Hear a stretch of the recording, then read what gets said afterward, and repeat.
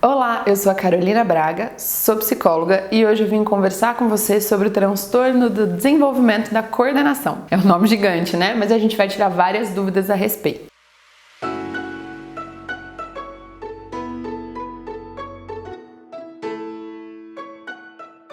Bom, primeiro eu queria te convidar para curtir esse vídeo, se ele fizer sentido para você, para se inscrever no canal e te dizer que agora a gente está fazendo uma série respondendo todas as dúvidas que o pessoal deixa aqui nos comentários. Então, se você tiver dúvidas, quiser saber alguma informação que a gente não abordou aqui, é só escrever aqui embaixo que a gente vai sempre respondendo. Então, vamos lá. Transtorno do desenvolvimento da coordenação é um nomezinho longo e muitas vezes conhecido como dispraxia ou apraxia. Então, tem uma variedade em relação aos nomes que acaba confundindo todo mundo. Que aí fala uma coisa e o outro fala outra e a gente não sabe. Mas o nome que a gente usa é transtorno do desenvolvimento da coordenação. Uma pergunta que o pessoal deixou aqui é se transtorno do desenvolvimento da coordenação, eu vou falar TDC, porque senão toda vez falar esse nomão aqui vai ficar 20 minutos de vídeo. Então vamos lá, o TDC é um transtorno motor, é a mesma coisa que um transtorno motor. Dentro do nosso manual diagnóstico, a gente vai lá procurar quais são as características de cada transtorno, que no nosso caso é o DSM-5, a gente tem uma categoria que chama transtornos motores. Então sim, o TDC está dentro do grupo de transtornos motores, mas não é só.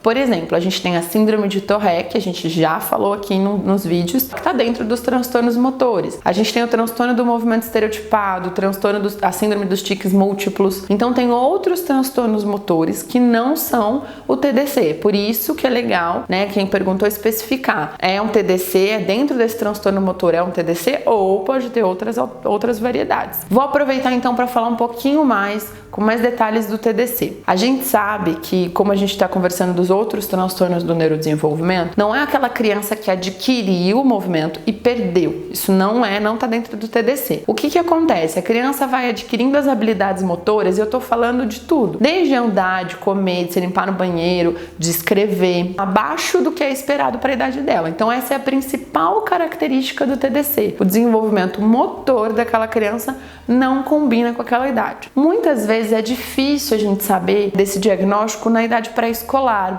Por quê? Porque a criança, às vezes, ela consegue se compensar, ela pode ser um pouquinho desajeitada, mas a destreza motora não é tão exigida. E ela pode, inclusive, ser uma criança mais tímida, mais fechada, e isso não aparecer tanto. A gente achar que ela não tá brincando, ou não tá correndo, ou enfim, alguma característica aí do TDC, porque ela não gosta, porque ela não tá afim, porque ela é mais fechada, porque ela é mais paradinha, ou até mesmo, o que é muito mais perigoso, confundir com outros transtornos do neurodesenvolvimento, como o autismo. Muitas vezes isso é confundido porque criança brinca como, gente? Correndo. Se eu tenho uma habilidade motora que não é tão boa quanto das outras crianças, eu vou, às vezes, passar a evitar essa brincadeira para não passar vergonha, porque eu não consigo, né? Porque eu não consigo interagir dessa forma. Então eu posso ter um prejuízo na socialização, mas causado por uma dificuldade motora. E não porque eu não sei como interagir, como é no caso do autismo. Então é muito importante a gente estar atento. Além disso, dentro do TDC, eu posso ter um impacto na fala, na motricidade também, no movimento que eu tenho que fazer em relação à fala. Então pode vir um atraso de fala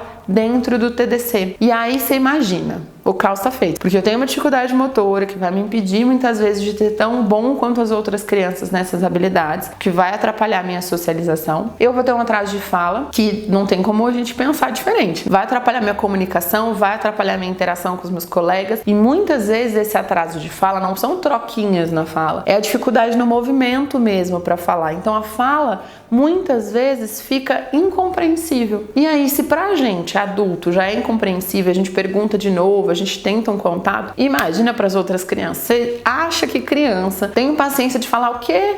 Fala de novo, eu não entendi.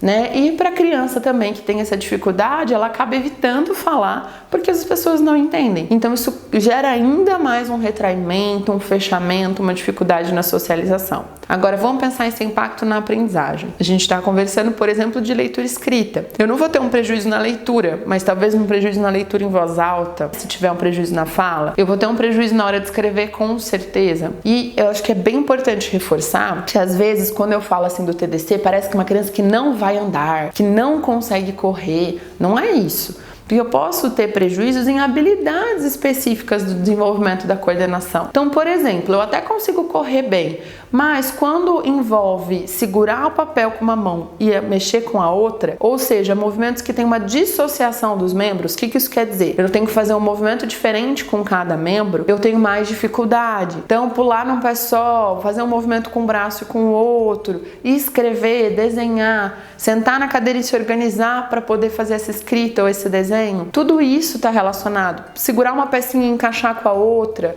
montar um quebra-cabeça. Então, às vezes, são habilidades específicas que você vai observar uma alteração dentro do TDC, com prejuízo na fala ou não. Um outro aspecto que é bem importante nas crianças mais velhas é que, às vezes, é confundido com uma depressão, com um aspecto emocional alterado.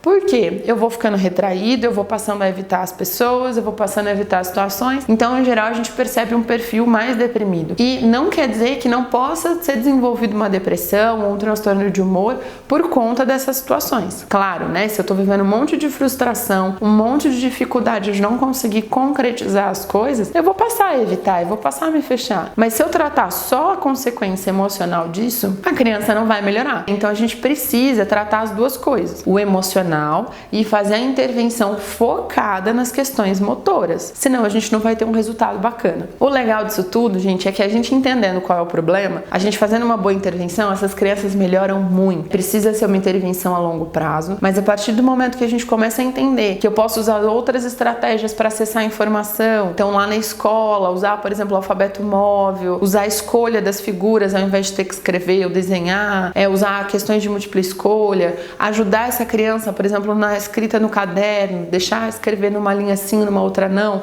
porque o espaço para ele é difícil de se organizar, oferecer apoio em atividades de recorte, montagem, que às vezes é o que a gente pensa que não tem significado para ele, mas que faz toda a diferença. A aula de educação física e o recreio, às vezes, são os momentos mais específicos e difíceis para essa criança. Então a gente precisa pensar em todas essas adaptações e nas intervenções para que ela possa atingir o desenvolvimento típico, né? Ou muito próximo do típico. Fica aí a dica da gente ficar atento a esses sinais aí que eu falei, né? Desde a primeira infância até mais para frente, na aquisição da leitura e da escrita. A questão do diagnóstico, então, cuidado para não confundir transtornos motores no geral com o TDC, que são coisas diferentes. Eu posso ter outros transtornos de tique, por exemplo, que não tem a ver com o TDC. E para a gente tomar cuidado também com o diagnóstico, às vezes errôneo ou distorcido em relação a outros transtornos do desenvolvimento. Só para a gente finalizar, podem acontecer comorbidades, que é o que eu sempre falo. Eu posso ter o TDC com o TDAH, eu posso ter um TDC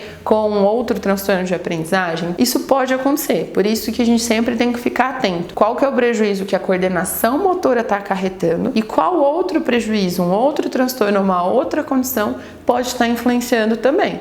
Até mesmo a questão emocional, como eu trouxe. Muitas vezes a gente precisa tratar esse emocional até para ajudar a criança a aderir aos tratamentos. Porque não é fácil, né? Pensa bem, você tem uma dificuldade específica e você vai lá para um profissional, uma tia, treinar você naquilo que é mais difícil. Então é difícil manter essa motivação, né, para melhora. Então muitas vezes o aspecto emocional precisa ser tratado até como prioridade para que essa criança faça os treinos necessários, participe das atividades e consiga ter uma evolução mais a longo prazo. Espero que esse vídeo tenha te ajudado. Se você gostou, compartilhe com outras pessoas, outros profissionais, para que ele possa chegar ao máximo de gente possível.